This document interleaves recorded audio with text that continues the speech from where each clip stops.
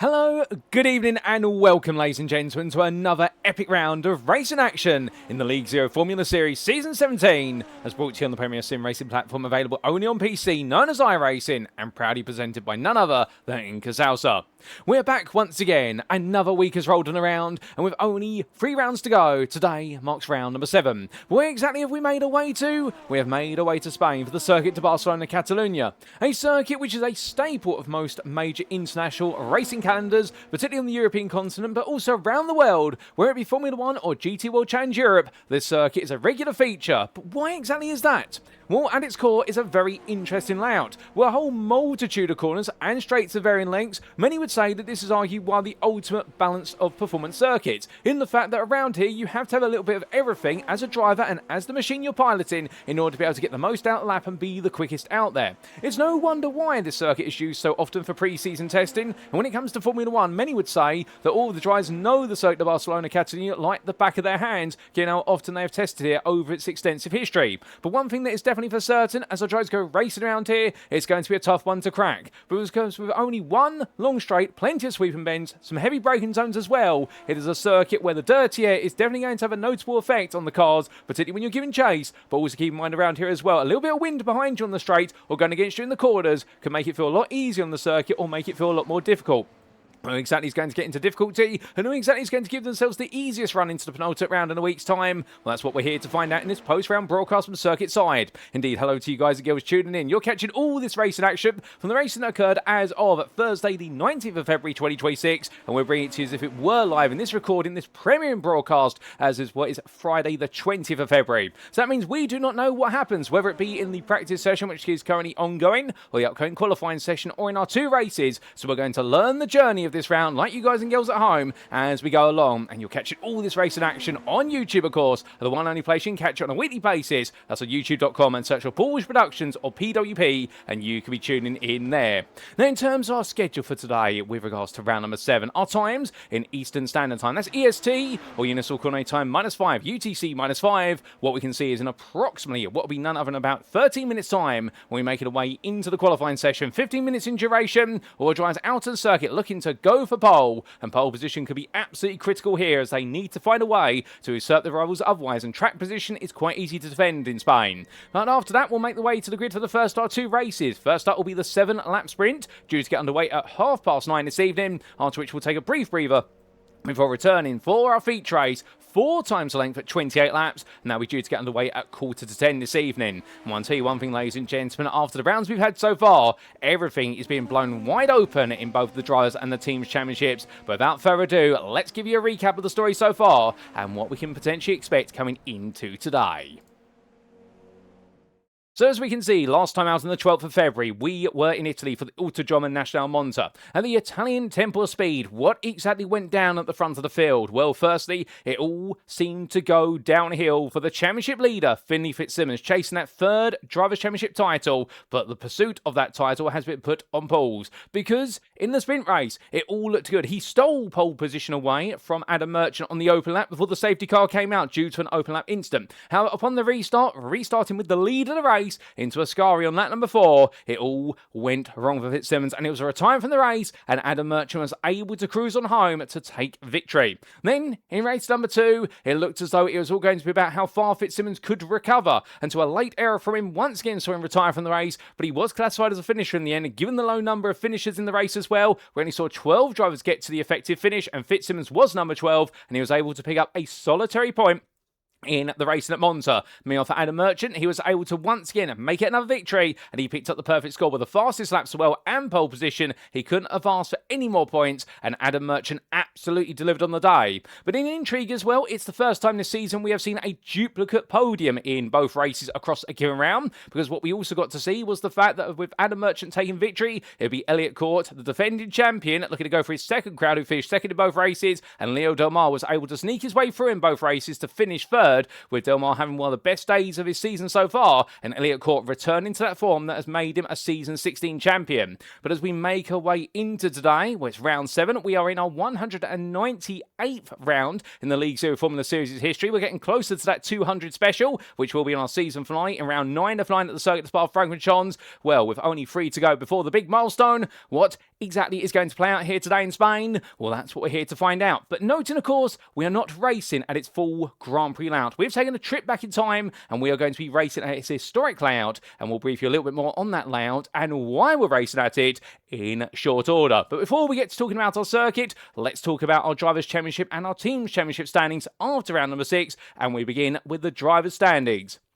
And as we can see, starting in your top 15, where's Finley Fitzsimmons, who still leads, but his lead is being whittled away. Now, 142 points. He gained 1 point last time out, and Adam Merchant is closing the gap, now only 11 behind. However, that would be pretty straightforward if we had Adam Merchant here in Spain. He's not able to make this round, and that means that puts a pause in his charge, and it gives a perfect opportunity for Finley Fitzsimmons to be able to run away at the very top. He's able to give himself the chance to open that lead back up, but there's one name just behind him, but you can definitely understand we're very keen to try and leap his way into second and see if he can close the gap in return, and that is none other than Elliot Court, who right now for DDK Racing will really want to build upon the momentum that he achieved at Monza and hope that it's his day today to potentially take a win or two. Given the fact he's yet to take a win this season, and indeed it's been a long time since we've seen a defending champion who in their follow-up season has not taken a win until this late stage. Fabian Sanchez meanwhile sits in 4th place, the ever reliable American driver there, 1 point ahead of Leo Del Mar, and Leo Del Mar really the beneficiary of so many drivers making mistakes last time out, including none other than Sanchez himself, and therefore Del Mar right now very close to 4th place, albeit 9 that in return he can't afford to drop any points, because the rodent racing driver, should he do so, Shahi Zahir will be right there, and after 2 very strong performances from the Sri Lankan driver, he's now moved into 6th place on 71 points. He's now 7 ahead of Craig Brick, and Craig Brick is following him in his wake. Because we can see that in 7th place of Brick now, only 5 points ahead of Elliot Rolls, who's fallen down to 8th.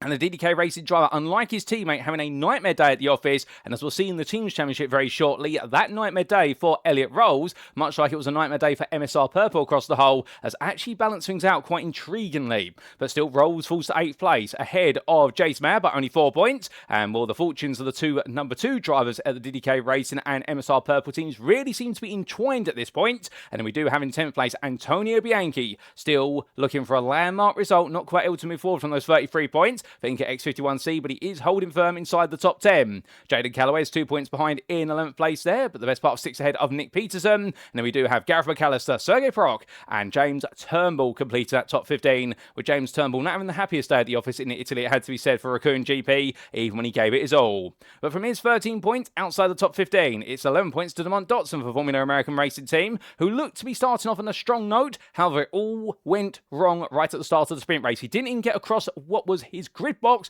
before he did make contact with another car, albeit it was adjudged to be a bit of an incident in the end. It's one of those unfortunate ones when everyone starts so close on the start line, finish straight, but for Demont Dotson, it ended up in the barriers before he even got to turn 1, and in race number 2, it definitely was not the happiest of days. Still, for him, he'll look to bounce back, and we've seen some great performances from him, and we're hoping that we get to see the day when he really gets that landmark result that he's been chasing for so long this season, and he's ahead of Felipe Ramos there, a further point behind. Ramos has moved all the way into 17th place there with a decent set of scores. He is ahead of Shade Profit, who's dropped down to 18th, the DDK XTH Jordan driver, not having a happy day in Italy, and he's only ahead of Nicholas Isidro based on result countback. Completing the top 20, it's Renison Lowe and Austin Thomas who are tied on points, and then behind the MSR Green driver in 22nd, it's Jack Mundy. Johnston Bra and Xavier Zainav round up your top 24, and those with points their names, and yet score any points. Joshua Cronin ahead of Francisco Sosa and Ryan Thibault, and then on negative points due to post-race stewarding penalties, we do see they round off the top 30 firstly. Carlos Balinars ahead of Karen Nix and Robert Nobles, and outside the top 30, let's not forget about them. It's Matt Strong ahead of Catherine Sweat, with Aaron Gersler, Arturo Mayorga, and Ricardo Espino completing your 35 Drivers' Championship standings. But from the Drivers' Championship then, coming to the Teams' Championship, and what exactly is the story there? Well, here's the intriguing part. Look at the very top. MSR Purple, they have seen their lead slashed a little bit further. The gap they hold now over DDK Racing, 24 points. It was arguably just as much a failure of MSR Purple last time out as it was a missed opportunity of DDK Racing. Now, on the one hand, MSR Purple did not have a strong day whatsoever. For Finney Fitzsimmons, of course, only a single point with the after-race classified 12th place in the feature race. And meanwhile, for his teammate of Jace Mayer, definitely it was a rough day as well. And the fact that the team did not get too many points out of their number 2 driver, just like they didn't out of their number 1 driver. But meanwhile, in the case of DDK Racing, it was a great day for Elliot Court. It was not a great day for Elliot Rolls, who had difficulty and scored no points. You can imagine if he'd been able to replicate what he achieved only a week before in round number 5, they would be tied at the very top right now, but not quite so. And therefore, that continues to keep the door slightly open for MSR Purple to extract away. Squid Gang Racing, meanwhile, they move a little bit closer once again, now on 162 points, with the sole efforts of Adam Merchant really keeping the team comfortably inside that championship fight. With INCA X51C, they continue to hold on to 4th by comparison, and they are ahead of Arrive and Drive Racing by the best part there of 23 points. Rodent Racing just sit outside of the top 6. They fall behind Arrive and Drive Racing only by 10, but they are comfortably 26 ahead of INCA Salsa Racing. Then we do have Raccoon GP in 8th place there with some points on the board. I mean, they've now moved their way into 8th, 2 places up. INCA Chip stay where they are in 9th, and 2 places down go DDK with TH Jordan. We then do see in 11th place, Best of the Rest, Formula American Racing Team, and it's going to be Team Boats ahead of MSR Green with INCA Queso on 0 points, and then on negative points there, -8, it's INCA Salsa Verde, who've dropped down after some post-race penalties from Monza. So that's how the Teams Championship stands, and what we can definitely see is in both cases, drivers and teams, it is wide open at the top, and right now, the hold that MSR Purple have over both accounts is not looking to be too secure. But with the history recapped, let's come into the present, or in fact, some would say we're staying in the past, because of course, we're racing at the historic layout of the Circuit de Barcelona-Catalunya. Located near the town of Montemelo in the city of Barcelona in the Catalonian region of Spain. Well, why are we racing at the historic layout? Well, arguably enough, this is closer to the current modern day layout of the Circuit de Barcelona-Catalunya, because of course, the tight hairpin that we've come to know has been re-expanded as of the 2020s. At turn number 10, it's much more fast-flowing hairpin now, going back to how it used to be, much like the historic layout you see here from 1995, albeit the only difference we do have is the fact that we are missing the infamous tight chicane coming out of turn number 12 and down into turn number 13 on this diagram. Now, a huge thank you to iRacing.com, not sure they're brilliant simulator, but the absolutely fantastic track maps that come with it, and this circuit, of course, a whole variety and medley of bends. There's no one way to set up a car for success around here, because our drives roar the way down that start for the straight. It's literally down as well, because it's a slight elevation drop. They'll go towards turn number 1, the lowest point on the circuit. Coming through the sweeping right into left there, it's then fast flying all the way into long right-hander at turn number 3, which will definitely put a long strain on our driver's tyres as they then make the way into Repsol Bend at turn number 4. Now you want to go as wide and deep as you possibly can to get a late apex and be full throttle all the way downhill to the hairpin at turn number 5. Brake nice and early, get it absolutely right, and you'll carry all the speed as you then make your way through the Kinker 6 and into towards TV3 corner at turns 7 and 8. Left into right, going uphill there, we can expect a few drives to ride the curbs high and perhaps get a little bit unsettled, but then they'll make the way into the absolutely dastardly turn number 9, arguably the hardest corners on this circuit, if not the entire circuit as a whole. And the simple reason for that is the fact that it is off-camber as soon as you get to the apex. It's uphill, and then you transition to an off-camber apex as flattening out on the exit. And it's a circuit we can easily go wide, and should you do so, the automated track limit police will be there to hit you with a fine. But as the drivers make the way then down the short stretch in towards the hairpin at turn number 10, he'll be on the battle of the brakes there, but 9, they can skin that corner on the outside just as much as they can on the inside, while making the way uphill in towards turn number 11, switching back from left into right, and then coming all the way downhill through turns 12 and 13, the fast line double right to complete lap from Catalunya Bend and roar the way onto the next one, alternatively see that finish line. But as well as that, let's give you a quick reminder of the rules before we do go racing. Rule-wise, car setup. This is a fixed setup series where drivers are provided with a setup by the League Zero administration ahead of each and every round of racing. Car fuel loads have been restricted to 40%, and as we come into qualifying shortly, it will be an open session, which means that all the drivers will be entitled to be out on circuit in amongst each other, so slipstream can be a factor around here, though how much tow you want to pick up we'll talk about a little bit later. There's no overtime in qualifying, so when the 15 minutes goes to 0, that's it. If a driver's on a lap, we do not allow it to be completed. Our drivers have to set their lap within the 15 minutes. As for our races, they shall commence by a standing start as a tradition of the League Zero Formula Series, and we shall see drive-through penalties awarded at 17 instant points. The grid for the feature race, and we set based on the finishing positions of the sprint race for the top 6 inverted. So what that means in layman's terms is that the winner of the sprint race, they start on 6th for the purposes of the feature race, and we continue that reversal, I should say, all the way down to the 6th place finisher who starts on pole for the feature race, and those who finish 7th and downwards, you guessed it right, that's exactly where they'll be starting for the feature. There are no mandatory pit stops in either of the races, although with the fuel load restriction, we are expecting a fuel pit stop for our drivers typically in that feature race. But without further ado, ladies and gentlemen, that's enough rules, regulation, and recapping. We're up to speed, and now let's make our way back to circuit side and see what exactly is going down. Well, the good news is that right now we are almost at the end of our practice, and indeed with only 15 seconds left on the clock, well, the fastest times out there being set by none other than Elliot Court, who has been proven to be faster with a 1 minute 23, or in fact 1 minute 20.01 as I double check there, and well, the fastest by 2 attempts over his teammate Elliot Rolls. DDK Racing looking to be the quickest here in practice, albeit we're now going to make our way into qualifying. And well, who exactly is going to put it on pole? It's about time we found out.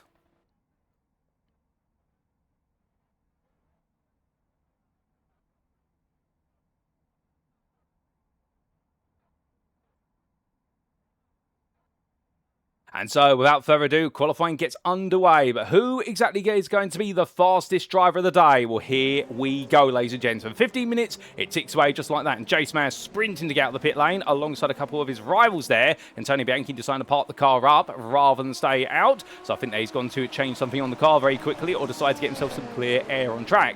But as all the drivers make the way through, how important is qualifying going to be here? The answer is very important. Now, it's not impossible to overtake here at the Circuit de Barcelona-Catalunya. The problem is that with these Super Formula SF23 machines, the amount of dirty air you'll be exposed to from the car in front is going to make battling challenging, because for all the corners, you want as much downforce as possible. But the downside of being behind another car, particularly when you get within a half a second, is that you pick up this nasty wall of dirty air, and that wall of dirty air really will upset the aero balance, and it'll make the car want to understeer or suddenly snap on corner exit with excess oversteer. So it does mean, therefore, you have to have a bit of a pace advantage compared to your rival, which which the overtake button is designed to achieve. But when you and your rival both have access to 200 seconds of overtake or push to pass, which increases the engine output by 50 horsepower, it does mean that as a result, it becomes very tactical, and making a move happen could take a very long period of time.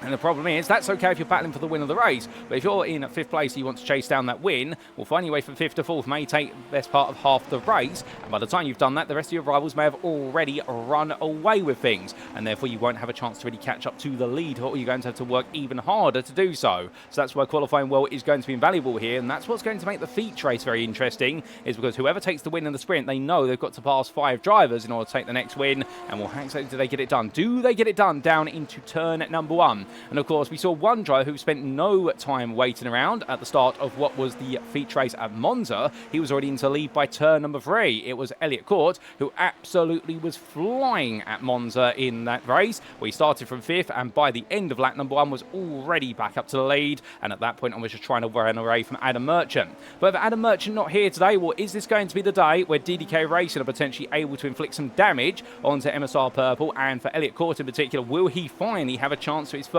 wins of the season in the battle with Finley Fitzsimmons? Fitzsimmons is here, we should point out, albeit that right now the cars in the pit lane are being looked after. Now, in terms of any penalties we do have what is a qualifying ban for Shade Buffett, who will be starting from the back of the grid. However, everyone else, as far as we are aware, does not have a penalty. So Shade Buffett is the only driver with a penalty here today. And I'm hearing in my ear that Jalen Calloway has made his way to circuit side. Perhaps we'll be seeing the other member of Squid Gang Racing going racing, which will be absolutely fantastic. Now, as our drivers get ready to come to the end of their first flying laps, we'll start to see the first laps appear on the left-hand side. Your time tower will start to appear gradually, ladies and gentlemen. Well, a little bit of historical note about this circuit. And the fact that whilst the circuit is known as the Circuit de Barcelona-Catalunya today, it used to be known purely as the Circuit de Catalunya when it first arrived on the scene. Why was the title expanded to include Barcelona as well? It was because of a sponsorship deal. That's all. Otherwise, it would be the Circuit de Catalunya in its full name there, because this circuit is not within the actual city limits of Barcelona, even if it is within the municipality of Montmeló, which is considered to be part of Barcelona, if you will. A little bit of a historical footnote there, in case you weren't aware. But as we do see Leo Delmar, well, he goes 8th fastest there, but that was more of a warm-up lap rather than an actual indication of what he's able to achieve. And meanwhile, we look to this man, Esteban Marquez, and we're right now racing for DDK Racing. Good to see him on the grid today. And newcomer to the grid as well. He's not raced in the League Zero Formula Series before, and we wish him all the best luck on his debut. The DDK Racing driver there, who will be a privateer for the purposes of this season, but I do believe they're flying the colours of the team, and will he not necessarily be contributing to the team's championship points. I've been informed, but we're very happy to see him there, and it's always good to see a new face on the grid. I wish him all the best luck on his debut in the number 95. But as more drivers are setting times right now, we look back to James Turnbull. Here he is, and well, as he makes his way on through, he has to get that lap on the board, but he's still got a bit of time to do so, just over 10 minutes. And obviously, you want to get those laps in before the end of the session, otherwise it will not count. And the change about that is finding the right flow and the rhythm and the right timing to get the job done. But as we do look to Elliott Court, currently the fastest of everybody, number 1 driver there, and P1 at the moment, well, 1 minute 21.284, well, he's 4 tenths faster than his teammate of Elliott Rolls, but this is definitely looking good. But Jace Mayer, meanwhile, well, he's matching things up here, trying to join the dots very nicely. So Mayer definitely putting in a lot of effort to try and see whether he might be able to essentially score a victory for himself. And I think he'd be very grateful if he'd be able to do that, but we'll see what the game plan is going to be. As he flows his way through the corners right now, one understanding for May, he's got still quite a bit of work to be done. And well, will he be able to get it done? That's going to be the rough challenge that faces him, in the fact that right now a lot of pressure will be on him. Finley Fitzsimmons is still in the garage. Not quite sure what's happening there with our championship leader's car, but he's definitely not making his way out. I wonder if he's taking a bit of a reprieve potentially, or whether they've identified a technical issue with the car.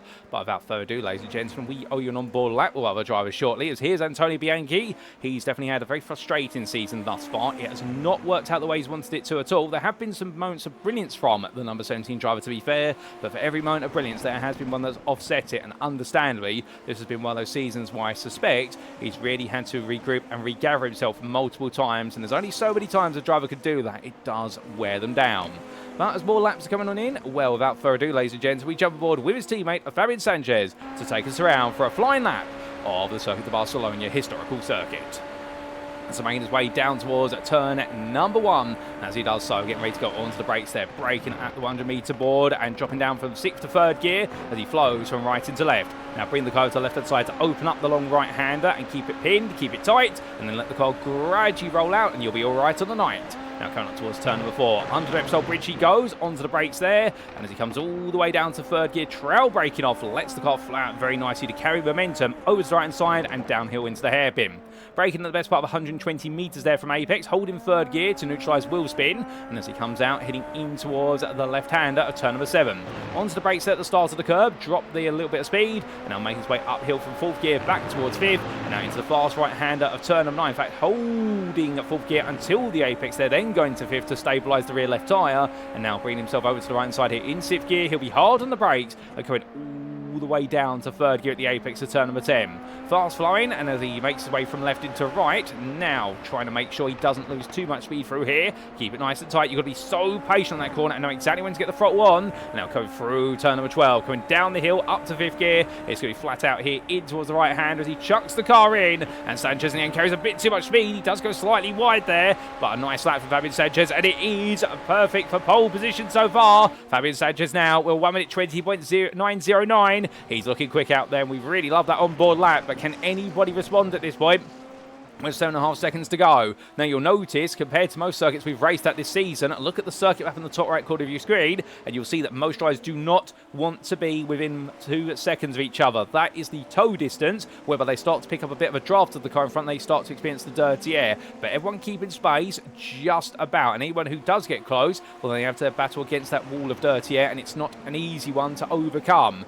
What understand we hear so many drivers be thinking to themselves one thing only, which is how can they get the best possible lap in it, and can they pick up a small tow perhaps towards the end of the lap or at the very start of it, because you can pick up a tow going down towards turn number 1. That could be worth 2 tenths or so, but beyond that, that's the only place you really want to pick up the draft, perhaps arguably from turn 9 to 10, and Shahi Zahir we're focused on has picked up the tow off of the back of the car in front of him. That's why the Raccoon GP machines. But beyond that, you won't want any more, because otherwise it starts to really hurt your lap and it just sends you backwards in time. As they come rolling on through. Speaking of Raccoon GP, here's James Turnbull, the other member of the team, right now full fastest in the 203. Well, this is unexpected and in a good way for Turnbull. This is going to be one of his best qualifying points of the season if he's able to land this. We're looking forward to seeing whether he's going to be able to do it. We have not seen him this high ever this season, and right now for Turnbull, well, obviously we do have some notable absences, perhaps the most notable one being Adam Merchant. That's only one driver, and Antonio Bianchi rises to the ranks now, moves up to 4th there, just ahead of Jace Mayer behind him. The two separated by 5,000. So this is looking very close between these drivers as they all come rolling on through. But right now, everyone absolutely keen to continue to push their way forward as much as humanly possible. But Fabian Sanchez is the consistent item at the very top of the tower. Elliot Court, meanwhile, well, he's got 6 minutes now, or just under that, to try and improve, as he's picked up the draft of his teammate in front of Elliot Rolls. And I wonder here whether it might be that Rolls backs off coming out of turn number 9 up towards 10. He said she's here to give the tow as much as possible, and then he's going to simply step aside, because the last couple of quarters, having the tow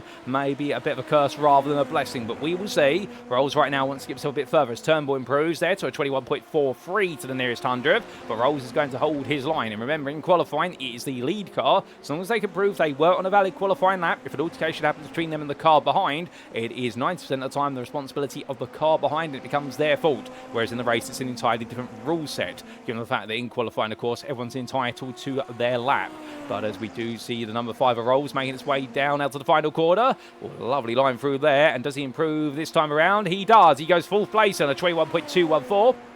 Meanwhile, Elliot Court does not improve, and he's running out of time. But look who's behind the pair of them. That's Fabian Sanchez. He thinks he can go even faster here, and he needs the DDK Racing drives to help him on that adventure. Well, 5 minutes left on the clock. He may just be able to pull a surprise on everybody. But what else is happening? Are there any big surprises further down the order in qualifying? Yes, there is a huge one. Sergei Perok, meanwhile, all the way down in 18th place. We do have 21 drivers who've made the trip to Spain, albeit the other 3, Finley Fitzsimmons, Shea Bruffett and Jalen Callaway, have all yet to leave the pit lane. Bruffett's not allowed allowed to. He does have a qualifying ban, but we're not aware of anything for Fitzsimmons and Callaway, so I think both of them there might be having difficulties with their cars, and hopefully we'll see them on the grid for race number 1, because if not, that's going to be absolute heartbreak for Finley Fitzsimmons, and that would mean no points are coming his way if it's a technical issue that blights him the entire day. And Jaden Callaway as well, I get the feeling that several drives towards the front of the field will be very grateful that we do not have the Squid Gang Racing driver going racing, albeit nobody never wants to see a rival on the grid due to a technical issue. You want to beat them on the road, but understandably it will be a sigh of relief, because Callaway's pace akin to Adam Merchant's, as we've seen when he's been on the grid this season, and therefore it really is the scene right now. Well, this is going to be an open door opportunity for so many names to try and make the way onwards. But Sergey Prok all the way down where we normally expect him to be targeting the top 5, and we is 1.5 seconds off the overall pole time right now. Jack Mundy, meanwhile, has made his way off circuit for a brief moment. He's in 17th, and he's only, the 10th up the road from Proc, so Proc doesn't have too much time to find, but what's it going to be? And the answer is going to be here. He does find some time, but he jumps from 18th to 13th, so it's better. It's not great, however, that's the problem. He's still outside that top 10 by a sizable margin to the tune of 1.5 tenths. But meanwhile, there's been all chop and change for second. Leo Del Mar, he's jumped up there right now for Rodent Racing. A lovely lap from him, and he's only half a tenth off of Sanchez's pole time. Meanwhile, behind Elliot Rolls and Elliot Court, the two DDK Racing drivers, they are now on what is most likely their penultimate, if not their final lap. They've got to find a bit more time, but look how tight it is. Your top 4 at a very highly technical circuit are separated by a tenth. That is incredibly close. You don't normally see this at Catalunya. You normally see those gaps be more prominent towards the front, but right now it really goes to show you that everyone's pushing so hard here. Remember, there's no overtake button on these cars for the purposes of the qualifying. They have to do this purely on the base engine power and also what the driver can do with the car. All on a fixed setup as well. The only thing they can tweak is the brake bias as far as we are aware. Other than that, everyone is locked in. So therefore, right now, everyone locked into this change all the way to the end. 3 minutes and counted down. And, well, Elliot Rolls will get one more lap in after this as he comes on down the hill, and we jump on board with him here to take us around for what will be his final flying lap. So as he comes across the timeline, that's improved straight away. 1 minute 20.881. That puts him 28 thousandths faster. Elliot Court now jumps up to pole positioner, 20.684. 2 tenths faster. Rolls breaking his way down to turn 1 as he comes all the way down to third gear, attacking those apexes. Full commitment as he now comes through turn number 3. A little bit deep there off the apex, but he'll make up for that now as he brings the momentum around and then up towards Repsol Bend, letting the car run out as wide as humanly possible onto the brakes, breaking all the way down from 165 miles an hour down to third gear and into the apex at 83 miles an hour. He now builds up the speed, winding his way down the hillside, coming into the break-ins over turn number 5, dropping to second gear there, full commitment as he exits, and as he does so, smooth as butter that line. That's incredible as he comes in towards TV3. A quick tap of the brakes, get the car chucked in, drop to fourth gear, bounce off the apex curve, and now up towards turn number 9. How quick does he go in? He goes full commitment here, upshifts early to fifth gear. That will help him settle the car down, and now on to the next stretch. Get ready for turn number 10 at this point. He'll brake as late as possible. Brake at what will be just after the 50-metre mark, going down from 6th to 3rd gear. Throws the car at the corner, lets it roll out wide, and then triggers a second apex here to set up the line in towards turn 11. Now heading all the way round, but goes a little bit deep. That understeer is going to cost him a 10th initially. And now coming in towards turn number 12, the momentum will be lost to a degree. Getting now towards 13, the final quarter of this lap. His final chance. And what's it going to be here for Elliot Rolls? Can he move himself back on the pole? The answer is going to be no, he cannot do it. Elliot Rolls is going to stay in second. Elliot Court, meanwhile, goes even faster. My good lord, a 20.222. That is almost 7 tenths quicker than anybody else. Elliot Court right now, well, as a reason why he's a season 16 champion, and that's it. And he's finally been given the opportunity to flex his muscle here. Fabian Sanchez in the pit lane. So Sanchez is not going to be improving anymore. Leo Del Mar, he's also completed all of his laps. He's going to be staying in 4th there, ahead of Esteban Marquez, who on his debut today, the privateer for DDK Racing. Well, he's definitely looking at very quick out there. Can he go a bit faster? As suddenly, Elliot Court has completely moved the boundary conditions of this qualified session and moved the bar so high. And for Marquez at the end, can he put himself up towards the front? Can he potentially swipe away a spot on the second row of the grid? The answer is no. And that was an invalid lap. He was not able to improve. James Turnbull doesn't improve. Mayer, Isidro, Bianchi, Peterson, they complete your top 10 currently. Can Shahid Zaher get back into the top 10? He's down length at the moment with 20 seconds to go. I don't think he's going to make it. Robert Noblesby will also just down. And then we do have Gareth McAllister and also Jack Mundy further back, with Sergey Prok still in 15th place. He's been struggling this entire session. Meanwhile, Robert Nobles will come into the pit lane, and that's going to be it in qualifying, ladies and gentlemen. It's done and dusted. It is complete, and it is going to be Elliot Court who takes pole position here, and goodness me, what a time it's been since we've seen him take that pole position, but well done to him by almost 7 tenths as we now make our way to the grid for the first of our 2 races today.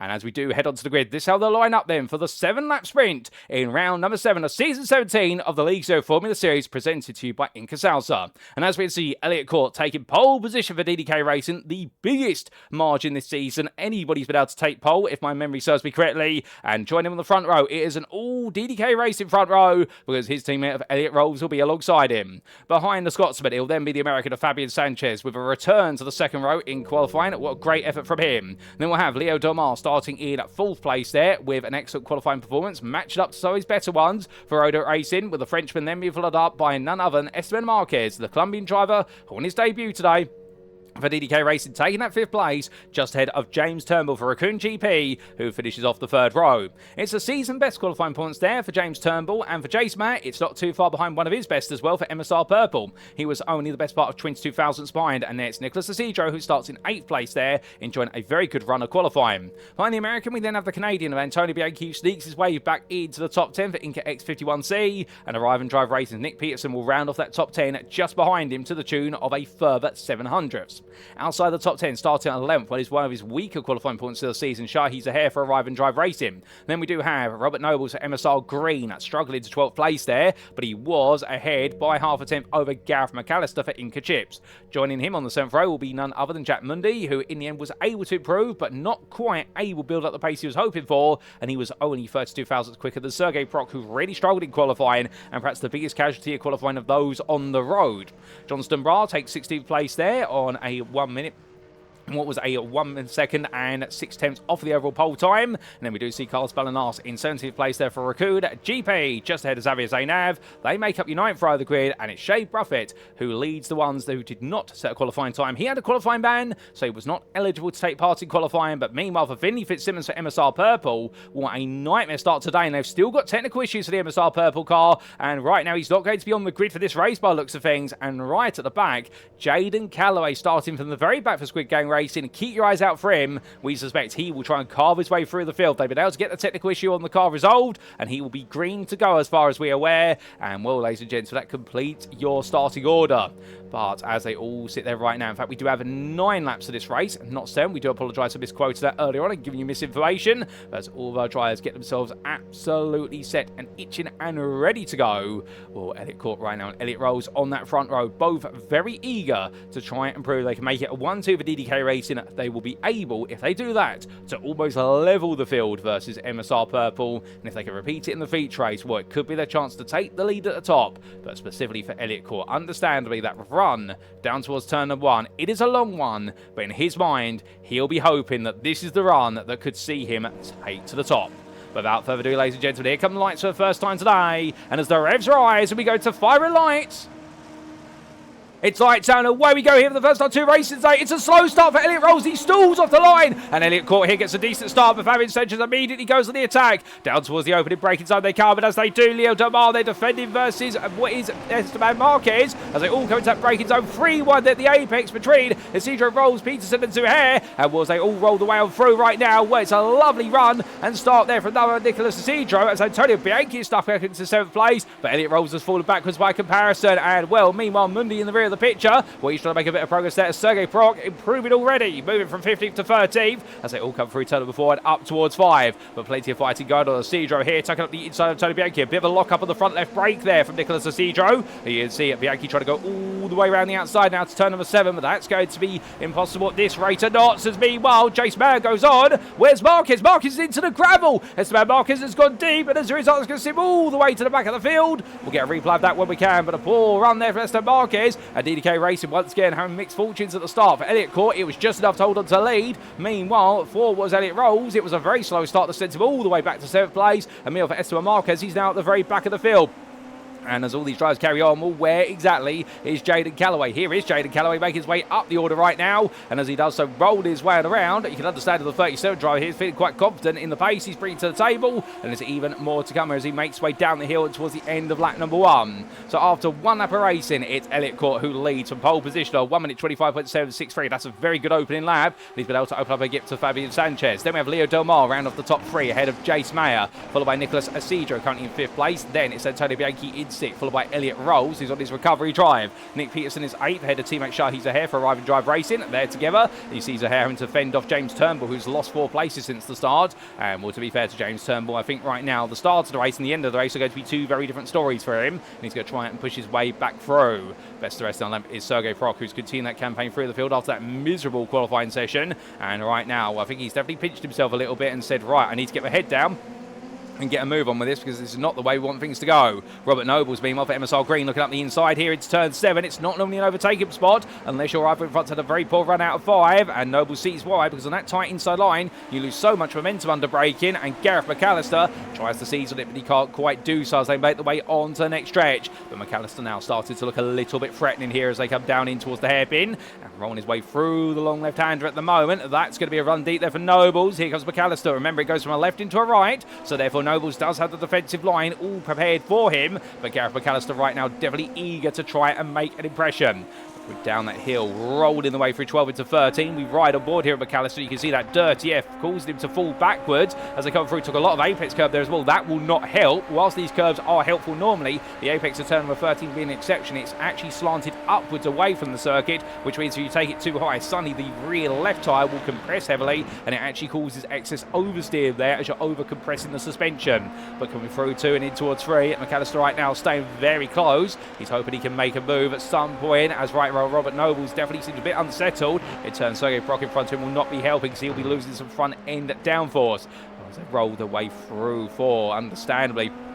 Right now, all 3 of these drivers try to push on. Nobody gaining the upper hand on the other, but it is close racing between them, as into the pit lane has come Jack Mundy. And I do believe there's been a technical issue with the car for Mundy, and he's in fact having continued connectivity issues as well. So that's going to be something we'll keep an eye on. But as we look back to your race leader, Elliot Court, well, right now he's breaking away. 1.5 seconds is the gap to Fabian Sanchez, who continues to chase after him. So they're in a bit of a breather and a reprieve. Meanwhile, Nick Peterson and Shahi Zahair, they continue to push each other on, with James Turnbull just behind. And Turnbull still hoping that he might be able to creep a little bit closer, albeit these drivers staying exactly as they are as they roll the way towards the end of this lap. But as they do so, we take a look back in time. We take a look at the race start, and in particular how it went so right for Elliot Court, but it went quite wrong for Elliot Rolls and also Esteban Marquez. So coming on back then, looking back to that start, and in particular, look to your left and your right there, and you'll see as they launched off the line, well, Elliot Court got a brilliant start. Meanwhile, Elliot Rolls absolutely slow off that line. It did not go anywhere at all. Well, Leo Demar very quick on reactions there, and Rolls being swallowed up by the drivers around him as they made the way into that braking zone. But what exactly did that look like from on board Elliot Rolls, who in the end had to survive the 3 wide there between himself and the Arrive and Drive Racing machines that then brought what was James Turnbull into the midst of them. This was the onboard from Elliot Rolls. So let's listen.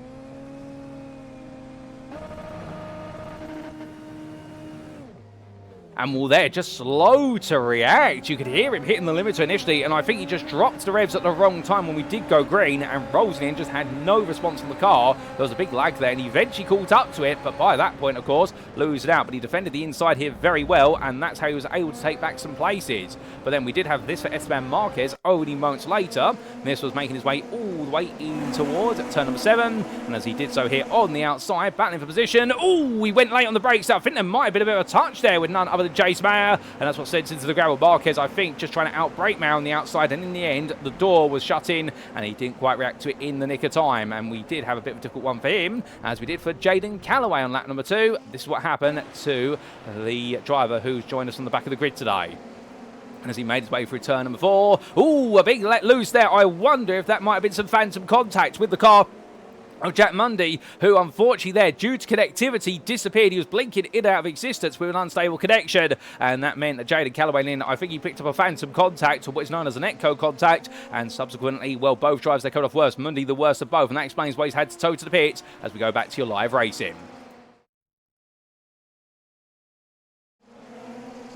And as we do come back, still plenty of time left in this race, and well, with no safety car expected, at least at this time, I do get the feeling we will be seeing the full race distance being completed. But back to your leader of Elliot Court right now. Your number 1 driver continues to be number 1 at the very front of the field. Fabian Sanchez a little bit further behind. There is no way in at the end for this man right now. And well, I think if he finishes in second in this one, he won't be too upset about that, but he will be wondering what does he have to do to close down Court.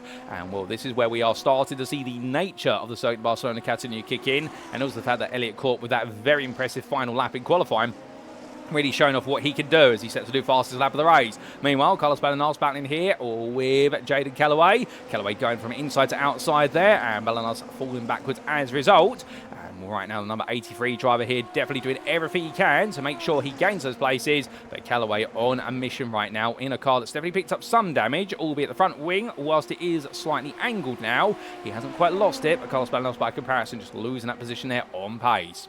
We're going down towards the braking zone for the opening quarter. No real move to come here. Esteban Marquez, meanwhile, he's made his way back to 13th after the difficulties of his race start, and will rolling his way on through. Right now for the number 95 driver, I wonder whether he's going to be under pressure on Callaway within the next lap or so, because that gap has come down to half a second already. Callaway is not waiting around. Meanwhile, coming back to a driver who may be under a bit of pressure in due time, this is Nicholas Isidro as he heads up the hill in towards turn number 9, and as he does so, Elliott Rolls and Antonio Bianchi are close behind him, are looking to dine. With the Benetton Tribute livery privateer there right now, doing everything right at least. And that's the thing, so long as he holds his track position and doesn't make any mistakes, he will be relatively safe in terms of where he is on circuit. Now, that's not to say he's guaranteed to finish in 5th right now. Indeed, if Rolls gets close enough, he can look for a move, particularly down the start, finish straight in towards turn number 1. But that's the aim of the game. That's why we say that defending here at the Circuit de Barcelona-Catalunya is relatively easy compared to other circuits, because all you have to do in theory is make sure you keep offering that wall of dirty air to the driver behind, and then their life is what becomes very difficult as they need to try and break through it. And that's why Cedra right now not pulling off the racing line, not weaving down the straight to try and break the toe. He knows all he's got to do is focus on what he can do, and that's number 1 rule when you're the lead car in a battle. Just focus on what you can do and get the guy behind to have to push himself harder and harder, or herself harder and harder, in order to be able to make up the time and therefore get ready to make the attack. Comes in towards turn number 4. Well, the gap between these drivers staying stationary, but what is noticeable is the fact the rest of the field is now catching up. Now, that's not to be unfair to Nicholas Isidro, but I do wonder where he's a bit of a cork in the bottle here. His pace in 5th is not quite matching the pace of everybody behind him in this long line of cars now, all the way back to 11th place. So you've got behind Nicholas Isidro, Rolls, Bianchi, Peterson, Zuhair, Turnbull, Brock, but of course, as they all get into the dirty air of one another, we now starting to see a train of cars. Not quite the equivalent of the truly train of all those years ago at Monaco, but definitely right now the Isidro train is building to a degree, and we've still got another 2 laps after this one. Now, we have had a further off for Esteban Marquez that's dropped it down to 17th place, so Marquez having a day that's going from good to bad to worse. And what exactly happened to Esteban Marquez, here's a quick replay to explain. And well, this was Marquez versus Callaway, or he was heading that way as he made his way in towards the braking zone. Went very deep there. Jaden Callaway out the inside. Oh, goodness me. And Callaway near an under brake, and I think he felt so he got it right. And then suddenly the car let go there, and he had to release the brake. And that explained what happened. And up into the air went Esteban Marquez, but thankfully coming down on the right side of the car. Otherwise, that could have been an absolute nightmare moment. And here's what it looked like on board from Jaden Callaway, ladies and gentlemen, from the roll bar of his car. So here, a huge overspeed heading up towards turn number 10. And onto the brakes he went. Can't slide in there. Oh, it just slid a little bit loose, and that's what sent him on his way to contact Marquez, who had gone deep. So a bit of an innocent mistake there. Callaway didn't go for the lunge and made the contact as a result of it. It was a loss of control there on the apex. The car just not gripping up, and unfortunately the two making haste to each other. And that explains the story as we make our way back to your live pictures. And as we do come back now, Shahi Zaher still chasing after Nick Peterson as we ride on board with him. We are on the penultimate lap of racing. And a huge thank you as always, of course, to Arturo Mayoga for the brilliant software that enables us to bring you the replay footage in amongst all the replay racing action here from this iRacing replay file. Otherwise, we wouldn't be able to go back in events and catch up the things that we potentially miss over the race distance. Because, of course, there's so much action happening everywhere, as you can always expect in the League Zero Formula Series, that we occasionally do need a replay of an event or two. But meanwhile, Cedra is still under pressure here and really opening up a gap to the top 4. That gap standing at 3 seconds now to Jace Mayer. And Fabian Sanchez goes a little bit faster than Elliott Court that time around in the battle for the lead, but the gap is 3.1 seconds, so I wouldn't be surprised here if that's a placebo effect at this point where Elliott Court might be backing off to make sure he can guarantee the win. But as we do see Isidro under pressure and Rolls, gap now down to 2.5 tenths of the braking zone for turn 1. But that's going to be a formality right now, because for Rolls, he needs to be closer than that. He needs to be essentially Within 3 temps coming out of one of these corners, and then he needs to be about 1.5 temps back before a braking zone to really consider going for the lunge. And given the fact that all these drivers right now should have plenty of overtake button left, there's not too many places to deploy it over the course of the lap. Really, the main deployment zones are the start for this straight, and also in the short stretches of space that lead between corner sequences, such as turns 4 to 5, here from 5 to 7, also 9 to 10. But otherwise, you can be normally quite conservative on its usage, and that's why it's going to last a long time, most likely in the feature race, even though it's only 200 seconds in length. James Turnbull here still holding off Sergey Prok for what will be the final spot in the top 10, but he's chased after Shahi Zahair, and I think he'd like that place off Zahair, given we know he's got the pace to be 6th here today, based on qualifying. But is that pace going to be rewarded right now? The answer seems to be no, unless he goes to the mother of all sins, but I don't think that's going to work. But meanwhile, as he runs a little bit deep, we look to the man at the front of the field after a brilliant pole position by almost 7 tenths for Elliott Court. It's going to be victory by 4 seconds as he takes the first win of the day here and takes his first win of the season, ahead of Fabian Sanchez, who finishes home the run-up spot, ahead of Leo Del Mar, who's back at the podium once again, continuing an unstoppable run of podium finishes, with Jace Mayer in full place there, ahead of Nicholas Isidro, who holds on for a top 5. There'll be Elliott Rolls just ahead of Antonio Bianchi, with Nick Peterson in 8th place there, ahead of his teammate Shahi Zahair, and James Turnbull rounds off the top 10, with best of rest going to Sergey Prok, with Shea Buffett moving from the back of the field to 12th. One effort from him, that went under the radar. Then Jaden Callaway took 13th, just ahead and Xavier Zainab, who switched away from Carlos Balanos right at the end to take 14th place, and Balanos falling to 15th, and then Gareth McAllister took 16th, just ahead of John Stabra, who had a bit of a challenging race after it off in the early stages that we didn't quite catch on camera, albeit here he is making his way to the finish. Give him a round of applause like all of them, ladies and gents, because they all deserve for getting to the finish line, and as he makes his way through the last couple of corners, well, for Stabra, he'll be looking forward to race number 2, as will Robert Nobles, and unfortunately we did have Esteban Marquez finish 2 laps down and a retirement for Jack Mundy. I'd say all cooling down an absolutely brilliant race number 1, which is now all said and done. And naturally, it means now we get ready to look ahead into race number 2. But as we look to the scenic view, well, we've got a couple of minutes. Let's give you a quick rundown of those race results, subject to any stewards' inquiries. And as we can see, an absolutely brilliant race here in Spain for our first of 2 races today for round number 7 of Season 17 of the League Zero Formula Series, presented to you by INCA Salsa. It was Elliott Court who took victory from pole position to the very end, led every lap, and the DDK Racing driver in the end showing off his pace and making sure nobody could catch up. Fabian Sanchez had the quicker start, no doubt about it, but after turn number 1, the INCA X51C driver feels as though it was done, and he had to settle for second ahead of Leo Del Mar for Rodent Racing, who once again sneaked his way onto the podium. The Frenchman was ahead of MSR Purple's Jace Mayer, with the American driver in the end having a reasonable start, but 9 the podium is what he wanted, but he couldn't quite get it. And then Nicholas Isidro took 5th place there. What a great result from him, and forming a long train of cars behind, and the first of which Elliott Rolls, but he may have had a slow start and missed out on the chance of a 1-2 for the DDK Racing team, but the one upside is, of course, is that with that 6th place finish, he starts on pole for race number 2, and now he'll be hoping he can perhaps bring home his first win of the season to match that of Court. Then Antonio Bianchi took 7th place there for INCA X51C, ahead of Nick Peterson, with the arrive and drive racing drive in the end just ahead of his teammate Shahi Zahair, with them both working together to make sure that James Turnbull couldn't quite get close. Still for the Raccoon GP driver, a 6th place start, a 10th place finish, he'll be a bit gutted at that and be wondering what exactly went wrong, but he'll also be grateful for the fact that he held off the fast charger Sergey Prok, who in the end was best of the rest in 11th place. Shea Buffett moved from the back of the field to 12th for DDK XTH Jordan, and we expect even more from him in race number 2 to see if we can get into that top 10.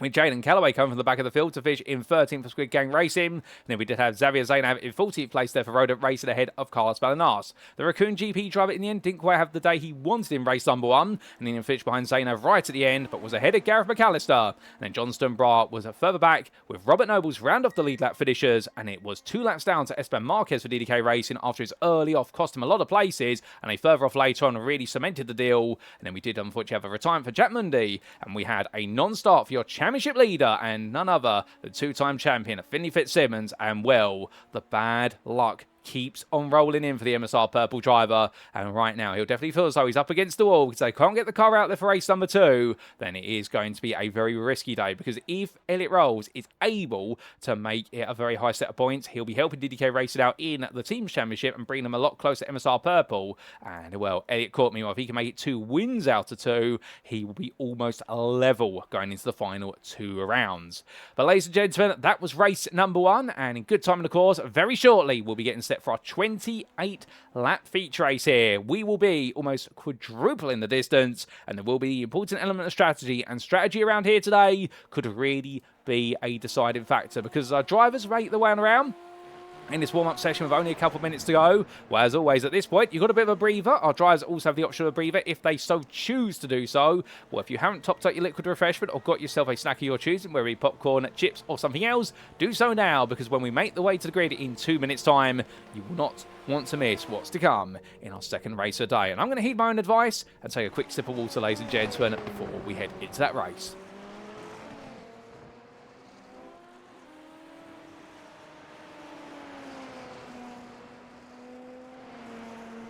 And as we do see Shea Buffett making his way on around at the moment.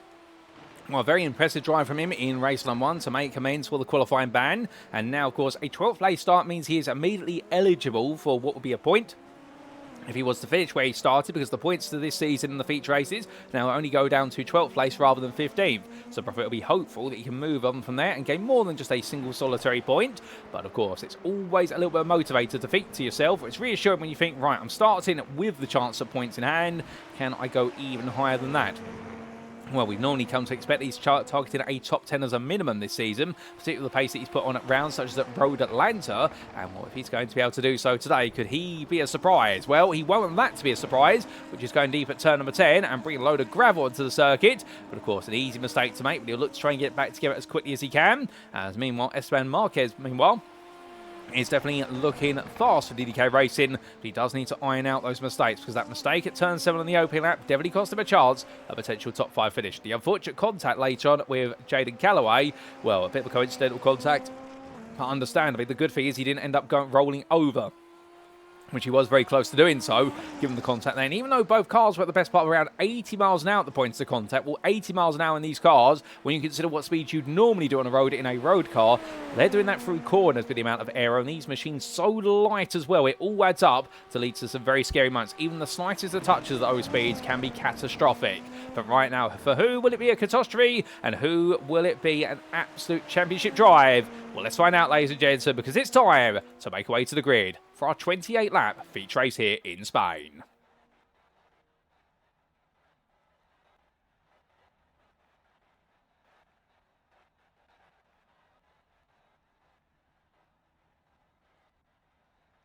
And so, as all our drivers make the way to the grid once again, this will they'll line up for our second and final race of the day. It is Ennett Rolls who takes pole position after his 6th place finish in race number 1. The DDK Racing driver will be joined by Nicholas Isidro on that front row of the grid. Jace Mayer will be eager to go for the lead straight from the start, starting third there for MSR Purple, but will he be able to do so, knowing that alongside him is none other than Leo Del Mar. The Rodent Racing driver will give him company there in 4th place, ahead of Fabian Sanchez for INCA X51C. And then we do have Elliot Court, your race 1 winner. Can he bolt away in this one and take the lead early on, or will he find himself having to fight his way through if he wants to make it 2 from 2? The DDK Racing driver then be followed up by the finishing order of race number 1 after him, starting with Antonio Bianchi for INCA X51C.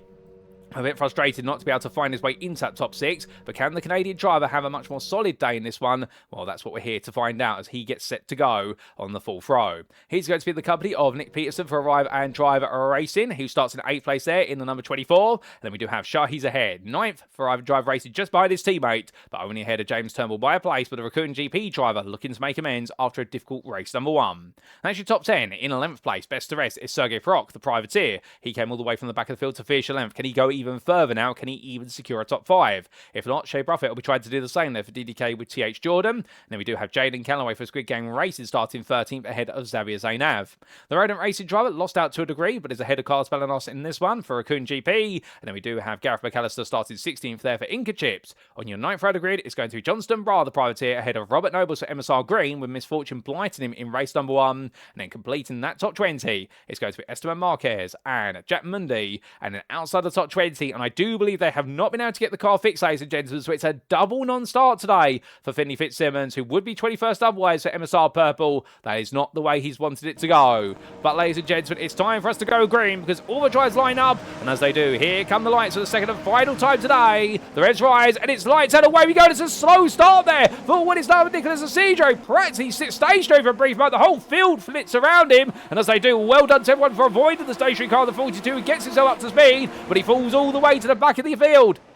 As they all come through turns 1, 2, and 3. Well, right now, all these drives together. Oh, there's been contact further back. Who's that? I think that's Esteban Marquez and John Stubra. Car rolling over there onto its roof. That's Stubra barreling on over. We're going to get a replay of that when we can. But Stubra absolutely going for a tumble, and I hope he's okay. But right now, as all these drives continue to battle, they won't be figuring out what's happened behind. They'll be figuring out what's in front of them. And look at the Cedro right now, battling side by side with Jaden Calloway. And well, this has not worked out at all. As we see a big dive at the inside. That's Antonio Bianchi trying to make some progress back up as James Turnbull follows him. But he's got the problem of Sergei Brock up his inside. Brock fights him hard here towards turn number 7. Brock trying to go for it. He goes to move, but in the end, Turnbull is not going to give in. He makes sure to stand his ground. And the 203 driver right now definitely has come as strong after a dismal start to his race in race number 1. Well, now it's all making sure not to fall apart for him. And he tries to make sure that Sergei Brock is not an inevitability coming past him. But Brock dives up the inside there. And he says, I am inevitable. And right now, as they come through that left-hander, well, Turnbull looking back to the inside now. Turn at number 11. Can he get it done? He tries to. But Sergei Brock again has so much confidence in himself there. And to be fair, that arrogant approach to driving at that point in time, and that's what you need with moves like that, because you've got to be absolutely committed to those corners, as otherwise you'll lose out. And well, he makes it work out very nicely. But after one lap, it is Elliot Rolls who leads, having started on pole, ahead of Fabian Sanchez, who's gained 3. Jace Mayer sits in third, ahead of Elliot Court, followed by Nick Peterson and Shahi's ahead. That's your top 6. Then Antonio Bianchi 7th, where he started ahead of Sergei Brock. And then James Turnbull and Jaden Calloway complete your top 10.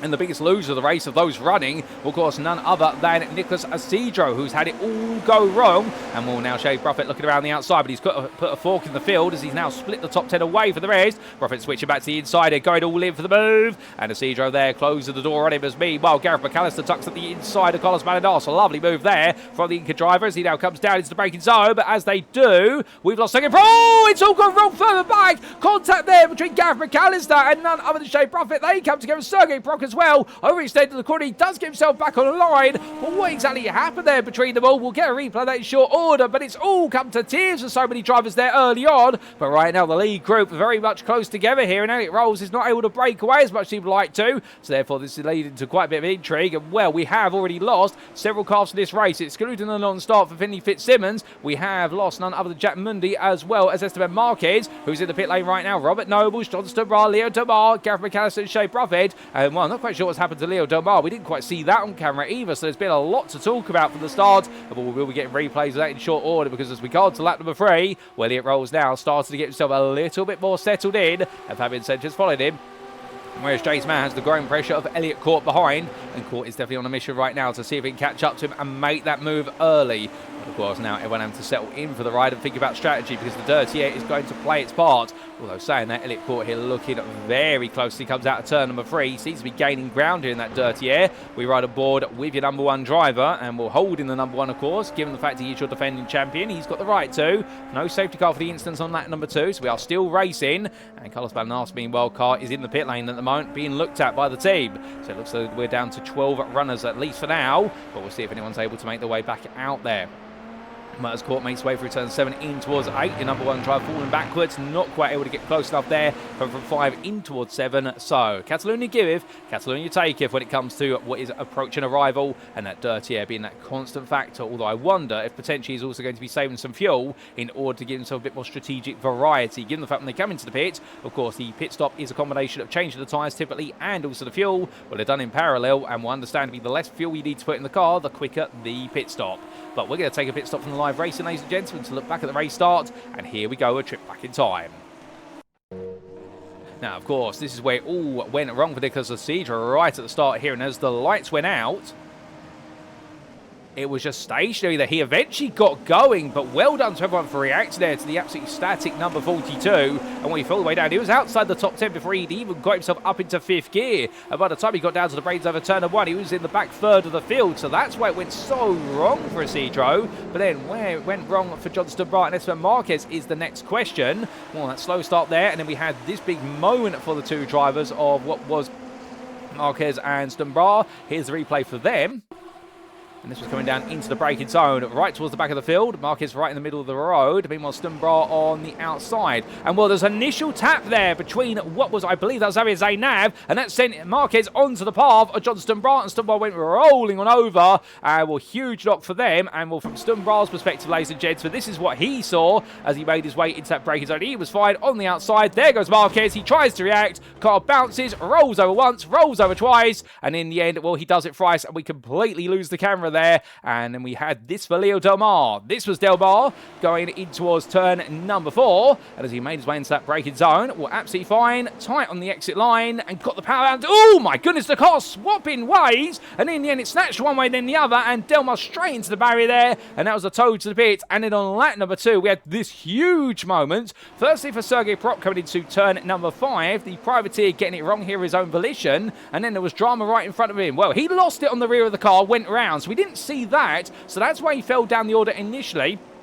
and then tried to get himself back together. So then he got it wrong into the next braking zone. And, well, what exactly happened to what was McAllister and Bruffett? The answer is coming very shortly, because this is Gareth McAllister fighting with Shea Bruffett at the time. And we're chasing after him, went into that braking zone there. And as they did, oh, no, that's where it went wrong. It was a mistake under braking there for Carlos Balinas, who clips the rear of Gareth McAllister's car, and that in turn collected Shea Bruffett. So that explains the story between them. And for Carlos Balinas, there, an easy mistake to make, but such a critical one. This was the on board from his perspective, so getting ready to go into that braking zone, bringing the car over to the left hand side there, and as he did, just missed the brakes, and that's the car we saw go straight on there. Sergei Prop was a completely separate incident we didn't see originally, and that explains it all. And I think for Carlos Balinas there, he's going to feel as though that's going to be a slam dunk investigation by the stewards for him, based on the camera angles we've seen and how he might be feeling at the time. But without further ado, ladies and gentlemen, let's make your way back to your live racing.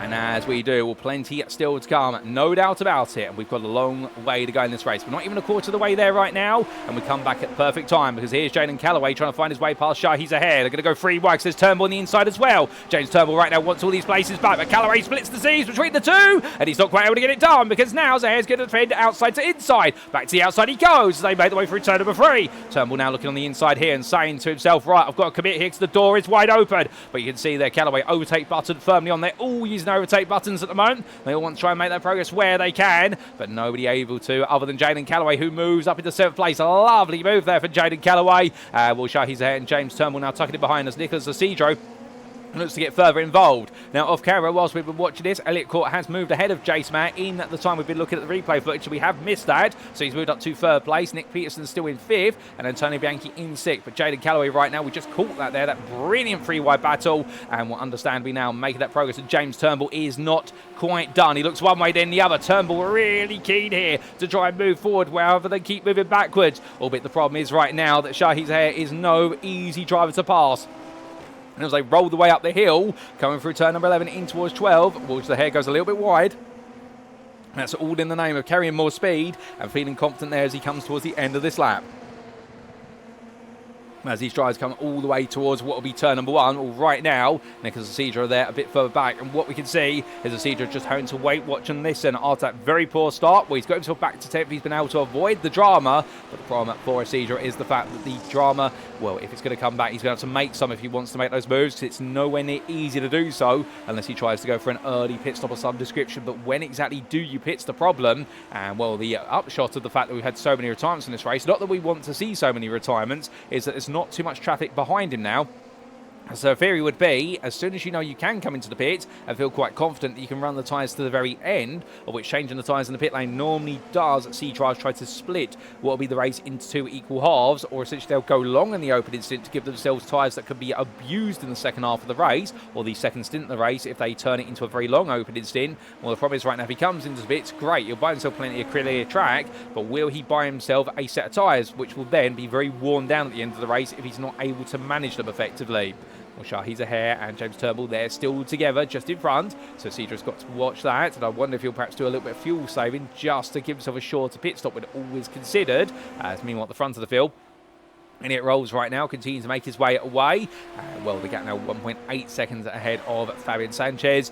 And Sanchez right now staying close, just about, but he's got to worry about this man approaching behind, because Elliott Court right now is definitely catching him little by little. 2 attempts on that lap, and well, your number 1 driver here wants to try and make it a 1-2, and well, he wants to make it 1-2 for DDK Racing, but he wants to make it a double 1, or what his 2 first place finishes for himself today, to make sure he brings it all right back into that championship contention with only 2 rounds to go.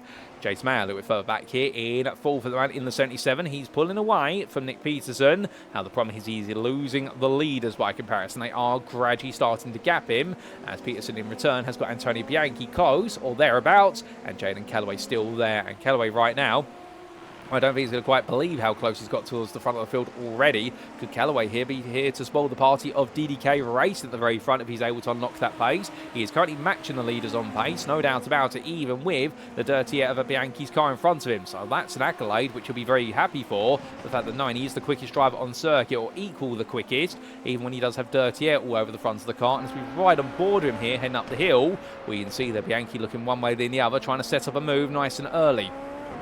Well, the problem is he goes to set it up, and then suddenly we get the downhill run of turns 12 and 13. There's no real way in here right now. He has to wait instead. Elliott Court goes even faster, 20.794, but Callaway comes across that line, a 20.931. So the dirty air now starts to have a bit of an impact on his pace as he comes down towards turn 1 once again. Now coming into that braking zone here, of course, derating the cars. He makes way from right into left, and well, no sign of the overtake button being used. Not really wanting to use it right now. The only time he would use it is he's about 90% confident that he can go for a potential move. That's when he'll want the extra horsepower to give him the higher confidence level that he will be able to guarantee the move. But otherwise, he'll just be waiting here and waiting to see what's going to happen between Bianchi and Peterson.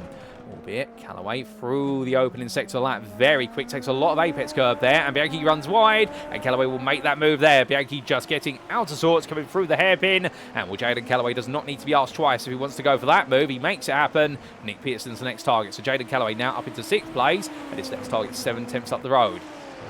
Shahi Zahir, meanwhile, he's still bringing Turnbull and Isidro along for the ride. And then we do have Xavier Zainav with Sergei Prok a little bit close behind him. Now only what is a second between these two as Zainav heads in towards the hairpin. So he'll be feeling quite safe at the moment at least. But I suspect that Prok might have other aspirations and ideas here about how close he can get before they get to the halfway point of this race.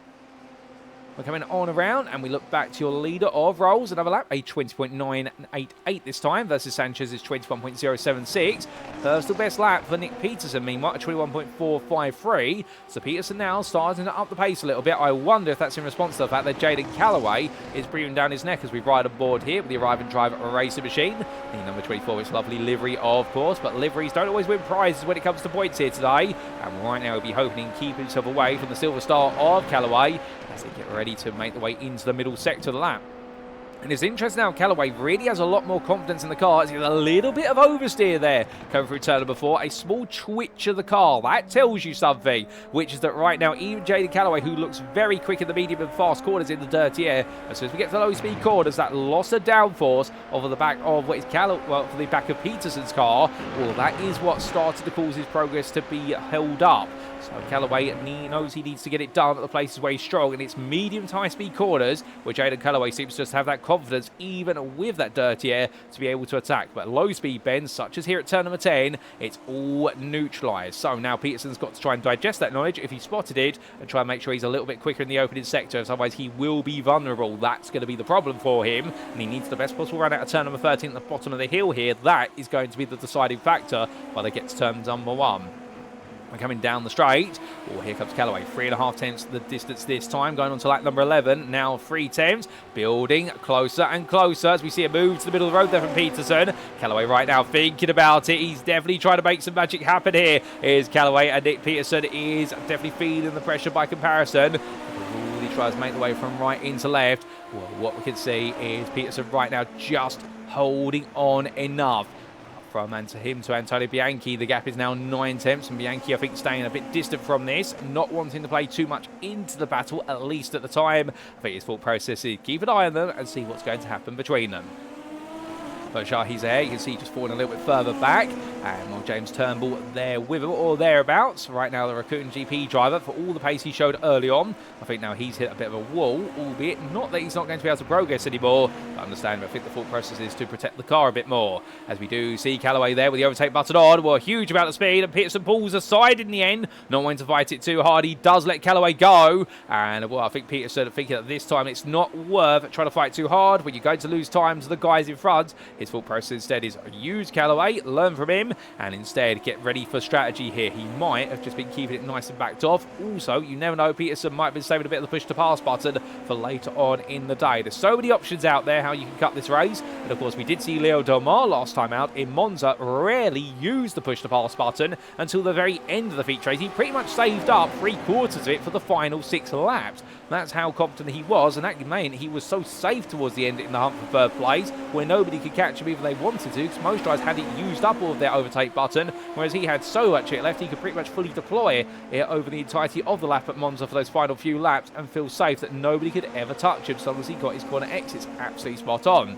So Nick Peterson might be going for that, as Callaway, of course, had to push very hard to make his way on through. And more into pit lane, meanwhile, has come Nicholas Isidro. He's taken an early pit stop. This is to try and go for the undercut here by going at the end of lap number 11. It means he does have a slightly longer second stint now, to the tune of an extra, will be 3 laps compared to how you would normally carve the race into 2 equal halves by pitting at the end of lap number 14. But maybe there's some logic here. And Isidro feels, though, that right now, giving himself some clear track might enable him just to gain a bit more race time. We're back to Fabian Sanchez with the gap to the leader of Elliott Rolls continue to expand, now up to 2.3 seconds almost. Sanchez, meanwhile, lap time deltas between himself and Elliott Court are swinging in the favour of your third place driver here. Continue to give chase, and that's the thing now at Circuit de Barcelona-Catalunya, whereas other circuits, we do normally have the battles that really do run from lap to lap, and they're always very close. Here, it's all about, can you bring that gap down over time? And it's why the circuit has got a bit of a reputation in recent years in Formula 1 of being a circuit that's really decided on lap number 1, or deciding qualifying if before. But right now, here, right now, nothing's quite decided until the very end.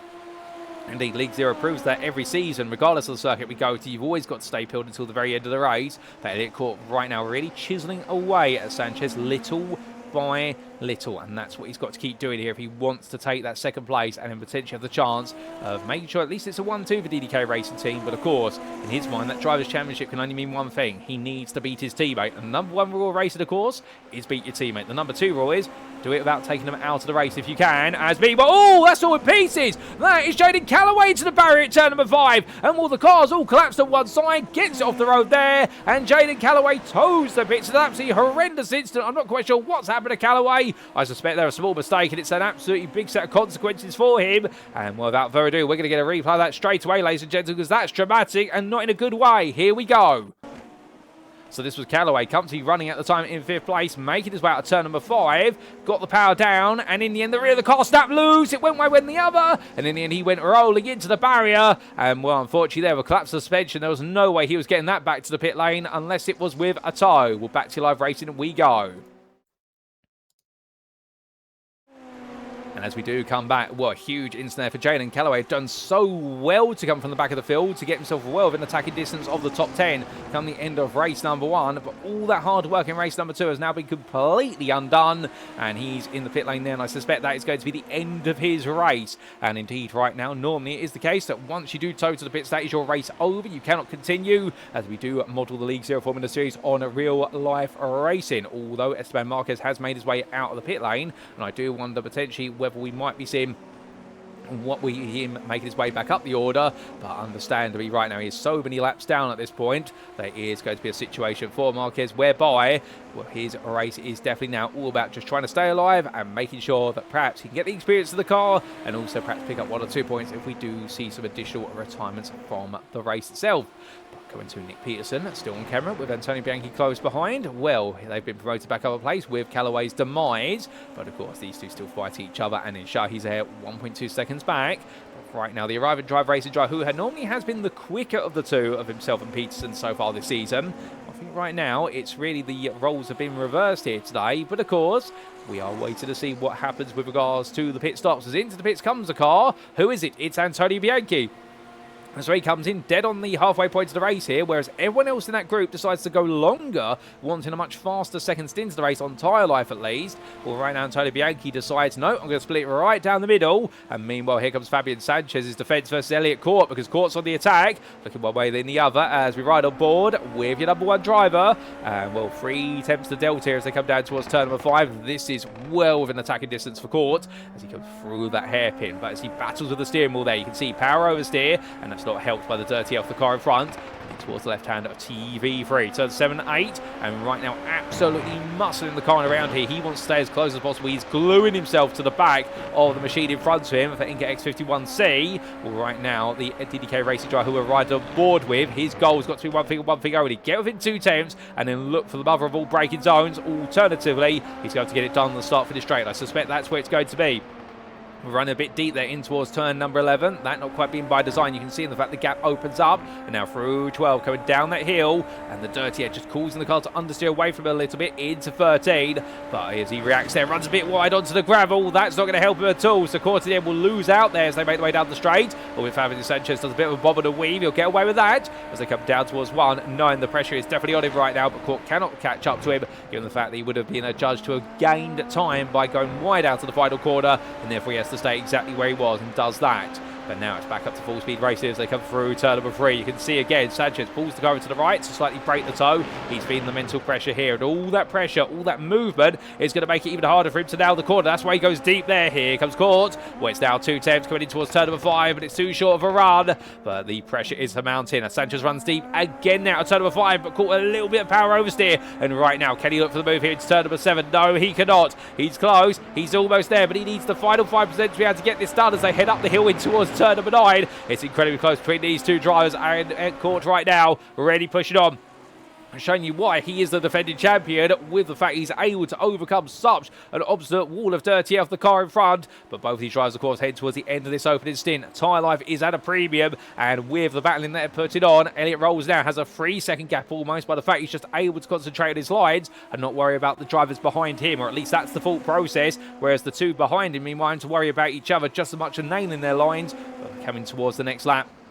Another being run wide there from Elliot Court, and then losing out again. You can see how hard he's pushing, but the problem is that dirty air simply saying to him, you can't go any quicker there. And will Court not believing in that, and the force of aerodynamics right now conspiring against him as he heads in towards the opening corner for the 17th time. The gap now back up to 7 tenths. Meanwhile, Jace Mayer staying out there. Very lonely full place at the moment for Mayer. 5 seconds off the guys in front of him, but 3 seconds ahead of Nick Peterson, who in turn is still bringing Shahid and James Turnbull along for the ride. Although, understandably, at this point, these 3 drivers right now, I think, settling into the fact that the man they've got to be isn't around them anymore, because he has pitted. It's Antonio Bianchi, who has come out 5 seconds ahead of Nicholas Isidro, who had a much quicker stop by comparison to the tune of a second. So Isidro in the end did decide to come in and had been saving some fuel, but it hasn't quite worked out for Nicholas Isidro, and Bianchi has cleared him. Here is Isidro for comparison, the priority of Benetton driver right now, knowing that really his target then is going to be to make sure that he comes out around about James Turnbull in the battle for what we would understand is going to be for 8th to 9th place.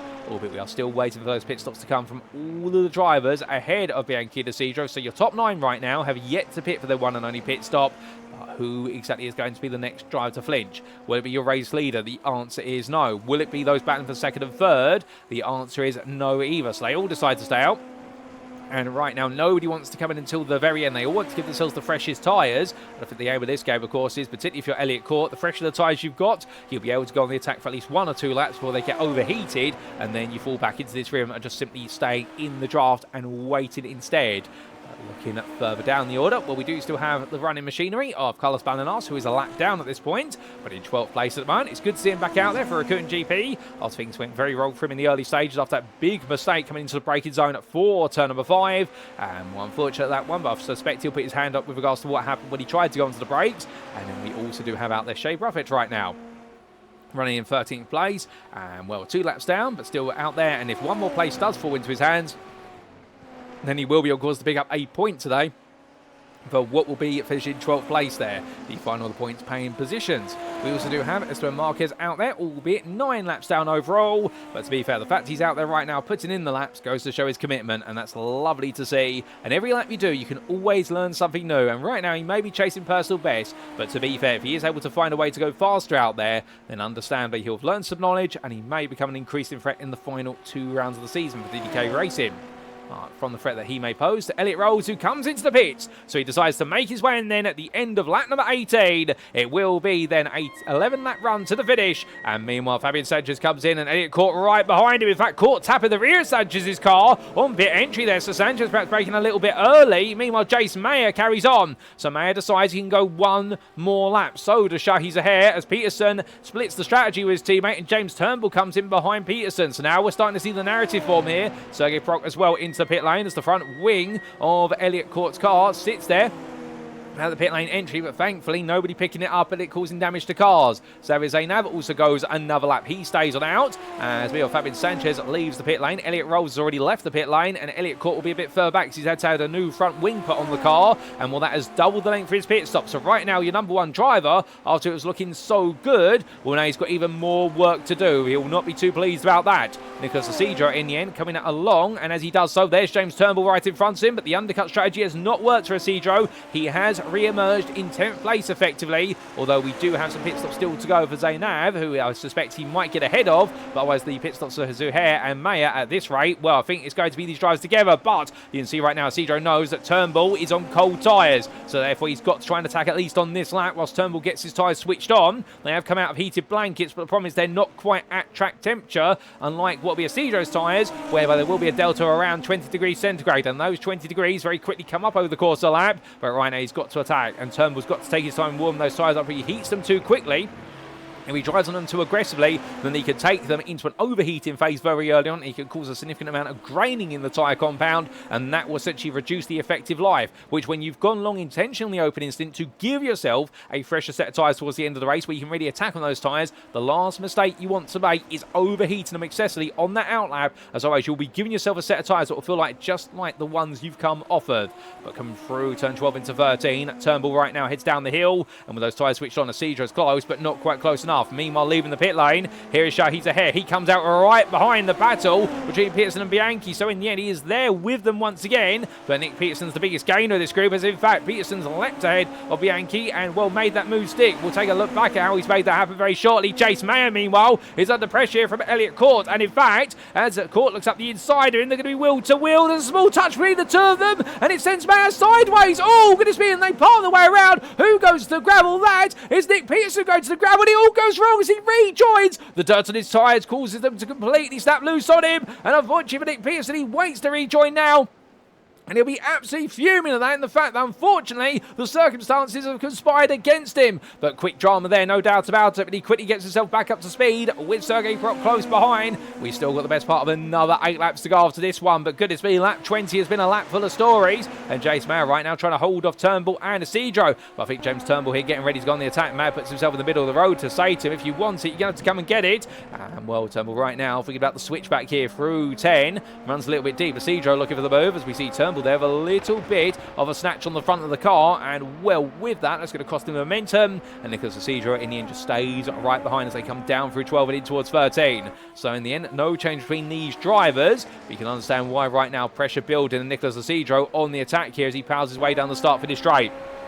Building up the speed, and in terms of speed he'll be carrying here, where it will be maxed out 186 miles an hour as he pulls the inside there, and 189, 190 onto the brakes he goes, and as he does so, looking at the inside there, he'll get the move on Jace Mayer, but he's not quite able to get the move on James Turnbull, who is able to react in time and cover him off. But Nicholas Isidro right now looking for those moves and looking for a return to 6th place, albeit one drive between him and that occupation now, and that is Turnbull right in front as Jace Mayer has to try and regroup, recover, and then go back on the attack. Goodness me, what a collection of moments there. And well, let's take a look back at some of the big moments from that whole pit stop sequence. Start off, of course, with none other than what happened to Elliott Court when he made his way into the pit lane. And here is the replay, ladies and gentlemen.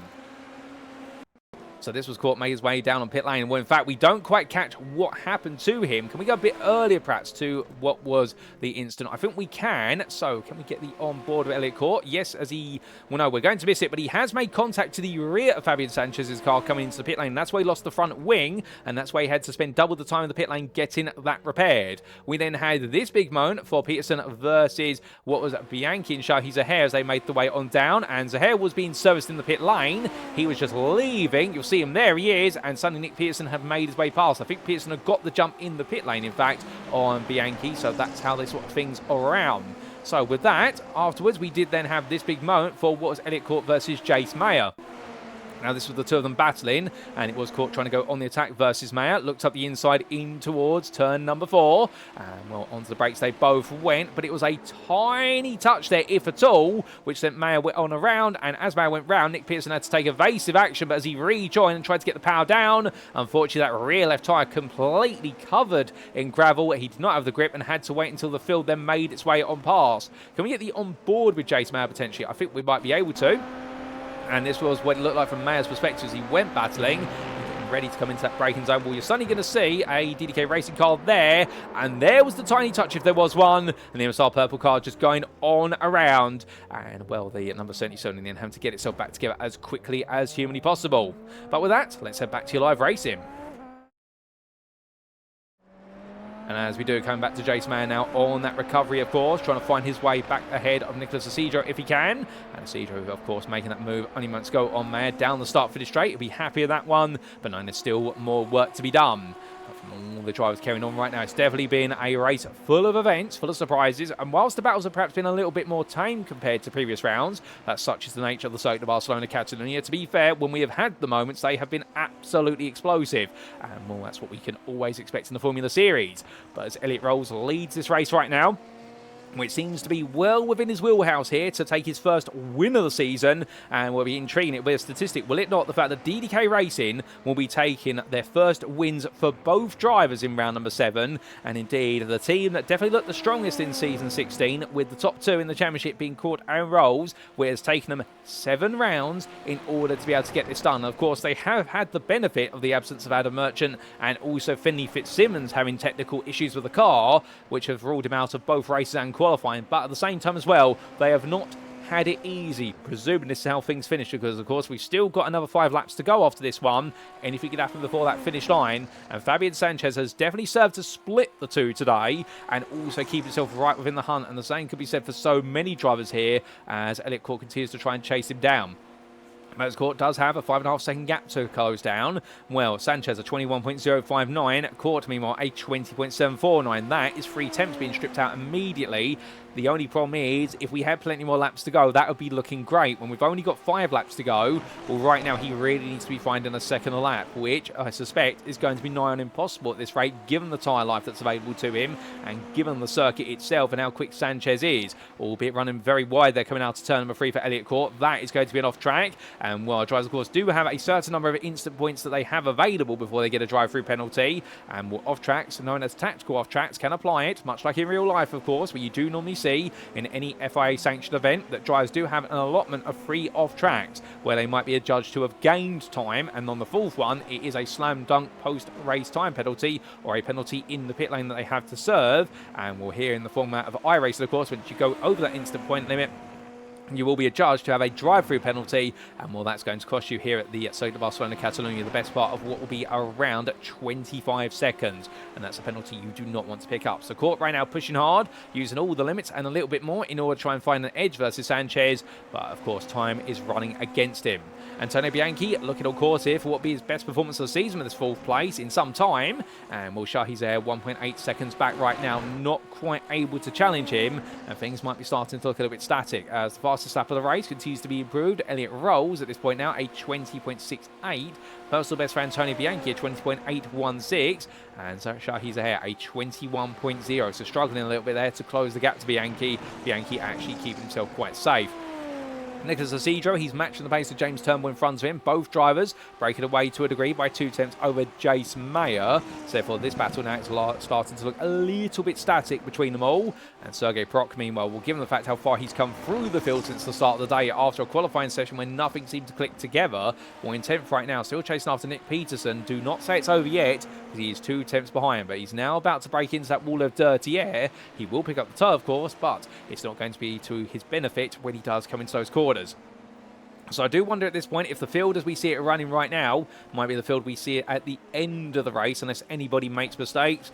That's, of course, where the excitement factor now really comes in, because whilst this race may see the tempo drop a little bit, worn out tyres at a very tyre-hungry circuit means that anybody from the driver right at the back of the field all the way through to your race leader, anybody can make a mistake between now and that finish line. As Elliott rolls, heads on to lap number 26 at 20.751 there. And right now being matched by Fabian Sanchez, who does pip him to the post by the best part of 15 thousandths. That shows you that the life's not out of the game yet for Fabian Sanchez.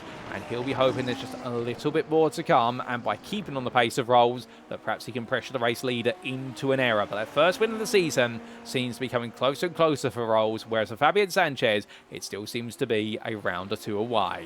But through into turn number 4, we look back to Elliott Court. There's the final member of your top 3, and then there's your 4th place right and your 5th place just behind as Bianchi and Zuhair make the way onwards. And Shahi Zahir right now, well, I don't think he's going to be going any further in this one, but he'll be happy not to be seeing this man close in his rearview mirrors. James Turnbull right now just holding his ground here, and knowing that Nicholas Isidro, for all the pressure he puts on early after the pit stop, with Isidro going for a very inspired undercut strategy, to be fair for him. Now Turnbull's got those tyres fully switched on, he's got himself into his rhythm. I think he'll be feeling as though he's safe, he's comfortable, and he doesn't have to worry anymore. But then again, will it be worries or concerns for Nicholas Isidro here? Because tyre life is at a premium, 2 seconds ahead of Jace Mayer. But surely that's got to give himself some confidence in the fact that he's going to be safe from the 77 driver.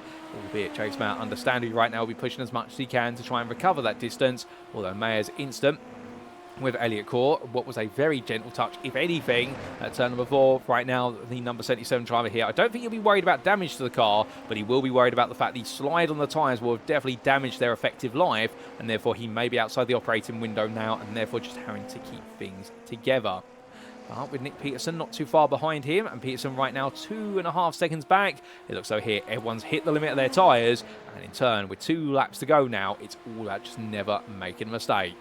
But looking to the very front for Elliott Rolls, and stepping in a race right now where he's not made any mistakes after a solid start, and indeed making up for what was a very poor start in the sprint race there that really cost him the chance of what was finishing on the podium to make it a 1-2 for DDK Racing. Well, finishing 6th in the end, he gave himself a second opportunity to try and win the race, and this time he's not wasted that opportunity whatsoever. He had a much better start compared to none other than Nicholas Isidro. In fact, he's stationary there for the best part of the whole second before he finally got going, and Rolls right now only a lap and a half away from seeing that checkered flag.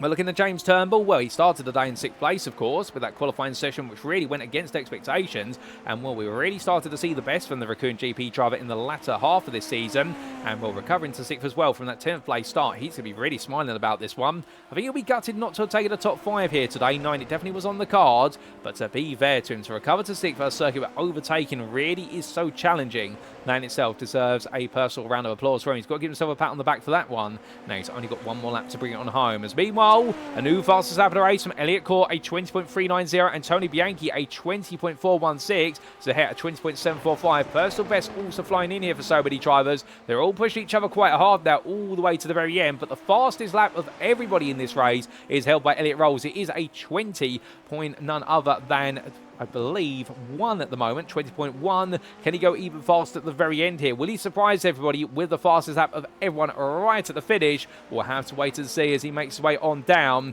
But right now looking very quick, and well, as he makes his way up the hill here for Rolls, it's only a little bit further away. It is a personal best in Sector 2, it should be pointed out. He is really pushing his Rolls, and well, I wonder if he is trying to sneak that fastest lap point right at the end here. Meanwhile, Fabian Sanchez a bit further back in second, as, hold up a second, we've had a moment for Nicholas Isidro. He's gone round at turn number 4, so Isidro's got it wrong right at the finish of this race. We won't be able to get a replay of it, ladies and gents, because meanwhile, well, it's been a long time coming for this man, because for Elliott Rolls, race number 1 may not have gone to plan, but race number 2 definitely has, and as the checker flag waves, it's a fastest lap of the race as well right at the end there, a 20.092, improving his 20.1 on the previous laps. Fabian Sanchez tries to respond, but Elliot Rolls is your winner. Sanchez will take second place, and Elliot Courtien sets a 20.1 of his own, but it's not enough to steal the fastest lap point. He finishes third, ahead of Antonio Bianchi just behind him in fourth, where season best performance. Shahi Zahir takes another top 5 of this season,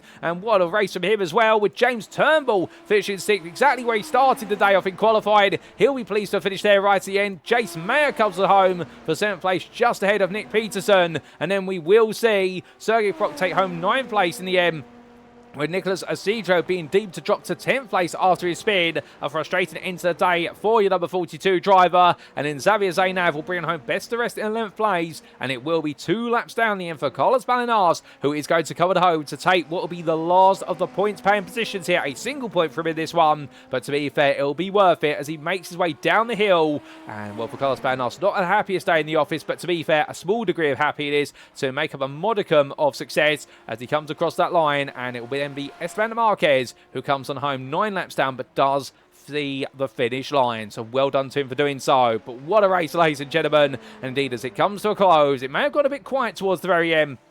But right now for Elliot Rolls, he's going to be absolutely screaming inside the cockpit of that car. Known at long last, after what has been a drought of wins, and indeed quite a low number of podium finishes this season, it has been a topsy-turvy season. Here in this feature race, he has finally netted his first win, and I suspect he's going to do some donuts here to potentially celebrate, and there he goes. And well, he's going to enjoy the moment, he's going to savour it, and who can blame him for it, ladies and gents, because right now, he's earned it the hard way today.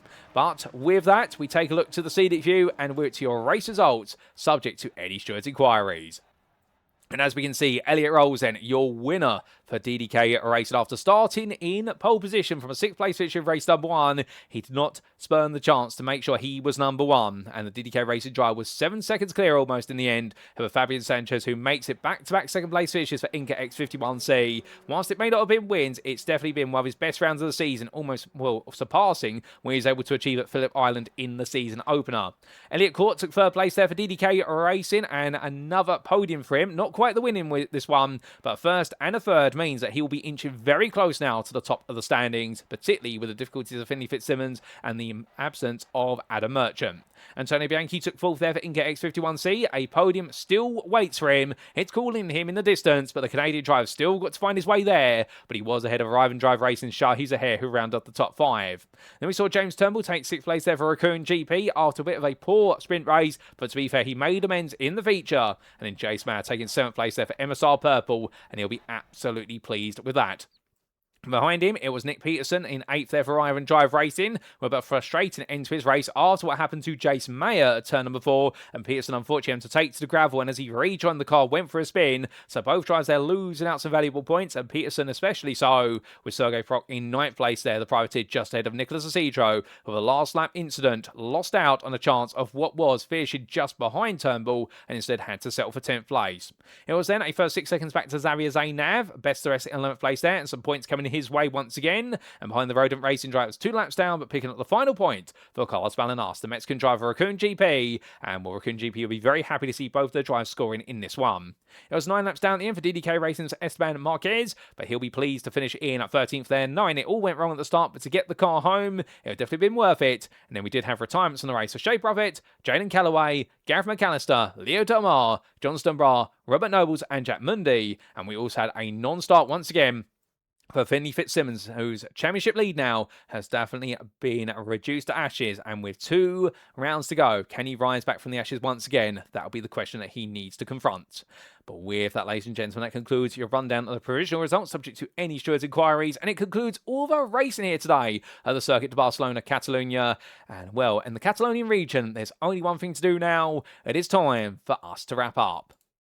Thank you very much for watching, and if you have enjoyed today's show, and perhaps you're sat there right now wanting to know more about the League Zero Formula Series, about how you can potentially get on the grid, or know the history of the series, or everything else in between, well, the number one place to go to firstly is our official website, and that being located at www.leaguezero.net. And as you can see our website on screen now, for the Premier Open Wheel Racing Series hosted from the North America region. But to be fair, we are open to anybody, whether you're based in the United Kingdom, on the European mainland continent, all the way through to Japan or further over abroad, there is a place for you here at League Zero, and we would be very happy to have you. And our website, easy to navigate, lovely to look at, and you've got all the information you need. And plus, on there, there's a link to join the Beaten Arthur community, which is none other than the official Discord.